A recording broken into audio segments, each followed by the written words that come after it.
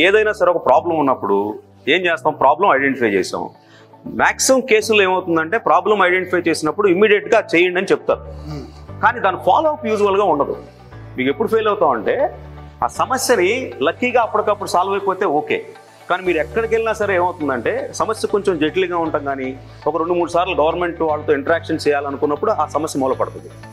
ఎందుకంటే దాన్ని follow up చేసి డెడికేటెడ్గా ఇది క్లోజ్ అయ్యే సిస్టమ్ తక్కువ ఉంటాయి, ఎందుకంటే అందరూ బిజీగానే ఉంటారు, రైట్? దానికోసమే పర్టికులర్గా చేసేవాళ్ళు చాలా తక్కువ మంది ఉంటారు. మనం ఏం చేస్తున్నాం ఇప్పుడు? ప్రతి డివిజన్లో డెడికేటెడ్గా ఒక కోఆర్డినేటర్ని పెడతాం, సుజనా సర్వీస్ కోఆర్డినేటర్. వాళ్ళ జాబ్ ఏంటి?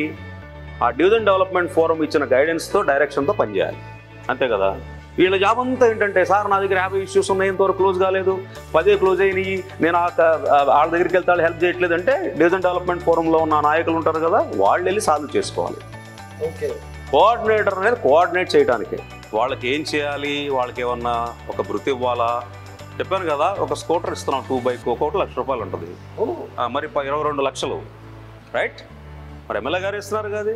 ఇప్పుడు మీరు ఒక డివిజన్కి ఒక బైక్, ఒక కోఆర్డినేటర్ ఒక బైక్. ఎందుకంటే వాళ్ళ పని ఆఫీసులో కూర్చోవడం కాదు, వాళ్ళ పనల్లా తిరుగుతూ ఉండాలి. ఏంటి సార్, ఇది కొంచెం ప్రాబ్లం ఉంది సార్, ఏది గవర్నమెంట్ ఆఫీస్కి వెళ్ళటం, శానిటరీ ఇన్స్పెక్టర్ దగ్గర కూర్చోవటం, వాళ్ళతో కూర్చొని ప్రాబ్లం క్లోజ్ చేసే బాధ్యత వాళ్ళకి ఇచ్చాం.